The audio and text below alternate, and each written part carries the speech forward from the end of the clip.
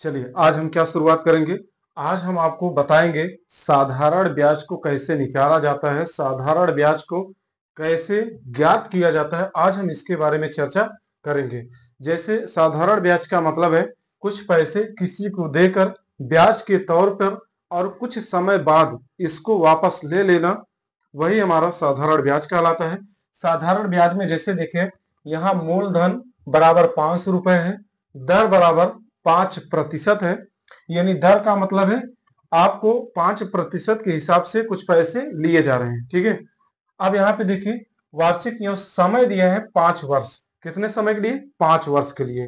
तो आपको ऐसे सवाल लगाने से पहले आपको फार्मूला तो याद होना चाहिए। अगर फार्मूला नहीं याद हुआ तब आप सवाल कैसे लगाएंगे? ठीक है, देखिए कोई भी सवाल लगाने से पहले, मैथ का कोई भी टॉपिक हल करने से पहले आपको एक ही चीज को ध्यान देना है कि हमें फार्मूला आता है कि नहीं। क्योंकि फार्मूला अगर आपको आता है, फार्मूला का बेस आपका मजबूत है, तब आप सवाल को बेहतर तरीके से लगा सकते हैं। नहीं तो आप सवाल लगाएंगे, ये रटने वाली चीज नहीं होती है। रटने से आपको कोई फायदा नहीं होगा अगर आपको फार्मूला नहीं याद होगा। तो सबसे पहले हम सवाल लगाने से पहले आपको फार्मूला बताते हैं, और फार्मूला हम लिख कर भी लाए हैं जो आपको बेहतर तरीके से समझाया जाएगा, कि जिसमें कभी कभी साधारण ब्याज पूछ लेता है, कभी मूलधन पूछ लेगा, कभी दर पूछ लेगा, कभी समय पूछ लेगा। ठीक है, इन तीनों चारों में से आपको पूछना तय है। ठीक, तो चलिए हम सबसे पहले इस सवाल को नहीं हल करते हैं, हम उस सूत्र को जानते हैं जिसके दम पे यह हल होगा। ठीक है, चलिए देखिए यहां पे हम सूत्र को लाए हैं। देखिए सबसे पहले हम इसमें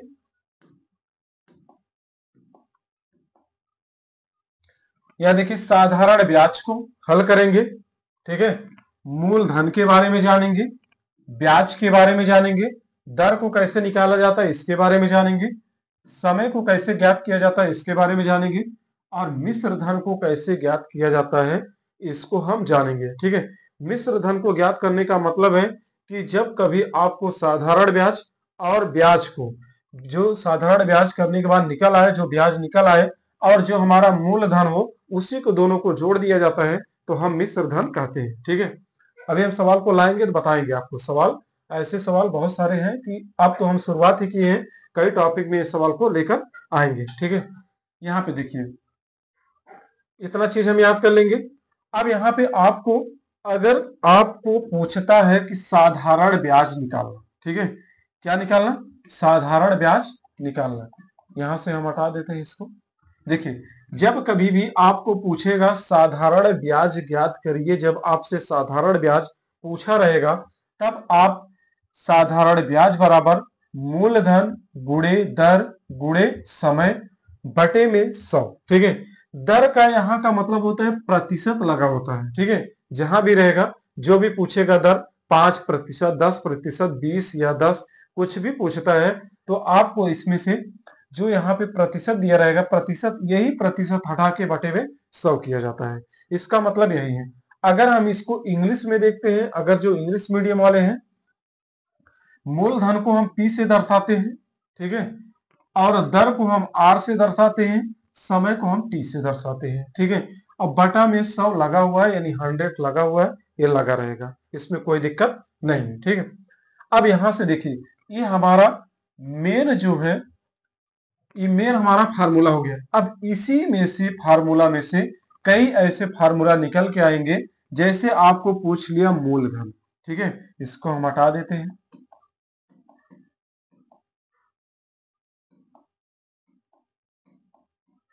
चलिए अब देखिए यहाँ पे मूलधन पूछेगा, कि पहले साधारण ब्याज पूछा, अब पूछेगा मूलधन।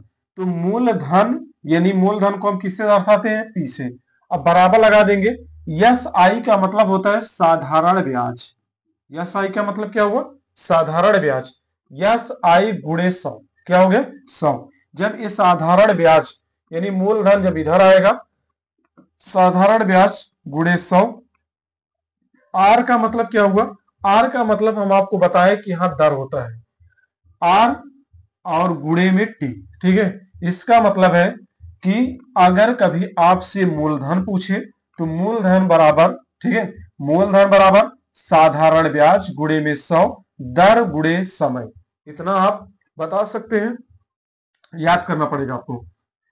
हमारा तीसरा है, तीसरा जब आपसे कभी दर पूछे, क्या पूछे, जब आपसे कभी दर पूछे, यहां पे देखिए दर दिया है ना, जब कभी आपसे दर पूछे तो दर यानी आर बराबर क्या है, दर आर बराबर यस आई, यस आई का मतलब साधारण ब्याज गुणे में 100 पी गुणे टी, यानी जो पी हमारा है, पी को हम किससे दर्शाते हैं, ये हमारा मूलधन होता है, क्या होता है, मूलधन, और गुणे में टी हम किससे दर्शाते हैं, यानी समय को दर्शाते हैं, ठीक है, समय बताता है। तो दर बराबर यानी आर बराबर मूलधन यानी जो ये साधारण ब्याज है, साधारण ब्याज गुणे में 100, ठीक है, गुणे में 100 होता है, और पी जो है और गुणे में टी है, तो पी का मतलब हम आपको बताएं कि हमारा मूलधन होता है, गुणे का मतलब गुणा होता है, और टी को जो होता है हम इसे समय से दर्शाते हैं, ठीक है, इतना समझ गए। जब आपसे समय पूछे, क्या पूछे, समय, आपको हम फार्मूला सबसे पहले इसको समझा देते हैं, बाकी आपको सवाल हल करके दिखा देते हैं, ठीक है। जब आपसे समय पूछे तो यहाँ पे हमारा चौथा फार्मूला बन के आया है, समय यानी टी बराबर यस आई, यस आई का मतलब क्या हुआ, साधारण ब्याज, क्या हुआ, साधारण ब्याज, ठीक है, और गुणे में 100 पी, पी बराबर हमारा मूलधन गुणे आर, ठीक है, गुणे आर हो जाएगा क्योंकि समय पूछा ही है। तो आप इस प्रकार से सवाल को लगा सकते हैं। जब आपको 5वें नंबर पे मिश्र धन पूछे, तो मिश्र धन पूछे तो मिश्र धन ए बराबर, ठीक है, P plus yes I, P plus मतलब क्या होता है, जो हमारा पी होता है मूलधन होता है, जिससे मान लीजिए मूलधन दिया हो, और यस आई का मतलब जो हमारा ब्याज निकल के आया है, दोनों को हम इसको काउंट कर देते हैं, यानी क्या करते हैं, इसको जोड़ देते हैं। तो अब हमारा ये फार्मूला पूरा कंप्लीट हो गया है। अगर आपको साधारण ब्याज को सवाल लगाना है और आपको बेसिक जानकारी लेनी है, तो आपको इतने फार्मूला को याद करना होगा, तभी आपका काम आगे बढ़ेगा, तभी आप इस सवाल को अच्छे से लगा पाएंगे। चलिए हम एक सवाल लगाकर उसको दिखा देते हैं।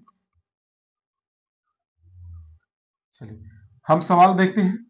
यहाँ पे देखिए कह रहा है मूलधन बराबर 500 रुपए है, दर बराबर 5%, वार्षिक यानी समय बराबर 5 वर्ष दिया है, क्या दिया है, तो इसमें देखिए मूलधन पहले हमारा पूछ लिया है 500 रुपए है, दर भी पूछ लिया है हमारा 5% है, समय भी पूछ लिया है 5 वर्ष है। तो अब हमारा बचता क्या है, साधारण ब्याज, यानी इतने समय में कितना ब्याज निकल के आएगा, इस सवाल को अब हम हल करेंगे।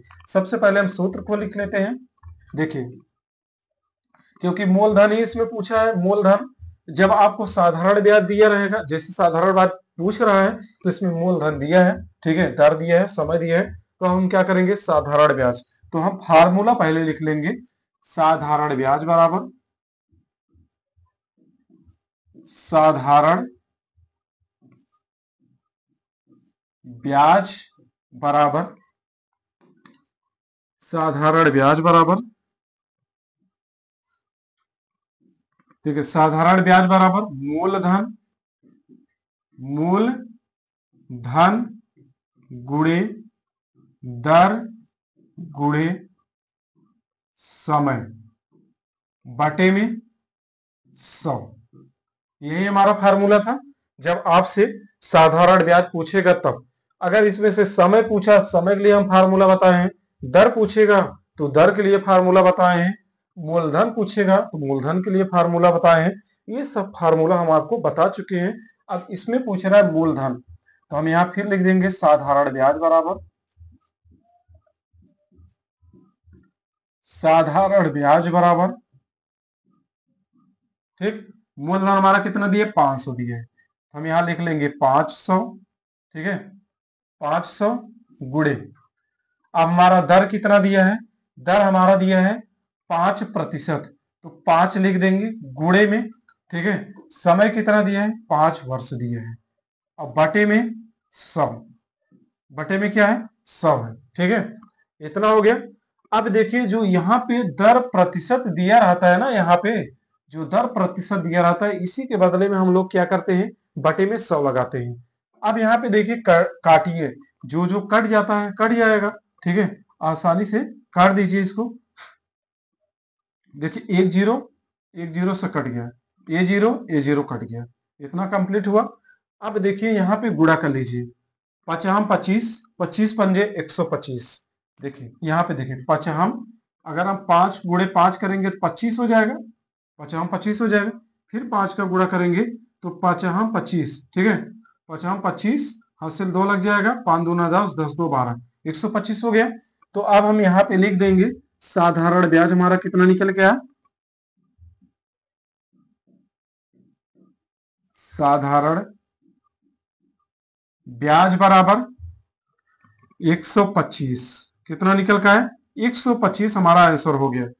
अगर आपको इसी पे कहता कि साधारण ब्याज भी बताइए और मिश्र धन भी बताइए, तब आप क्या करते कि मिश्र धन बराबर ऐसे लिख लेते, मिश्र धन बराबर मूलधन प्लस, मूलधन प्लस, ठीक है, ब्याज, मूलधन प्लस ब्याज। ब्याज हमारा कितना निकल क्या है, 125, और हमारा मूलधन कितना है, ठीक है, 500 है। तो हमारा हो जाएगा, इसको हम टोटल करेंगे 500 प्लस 125, तो हमारा टोटल करने पे आएगा 500, ठीक है, कितना हो जाएगा 500,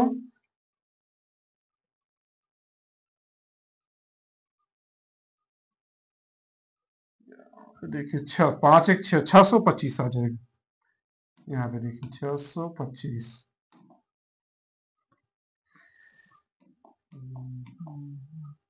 यहाँ पे देखिए 5 हो गया, 2 हो गया, 625, ठीक है, टोटल कितना निकल का है 625।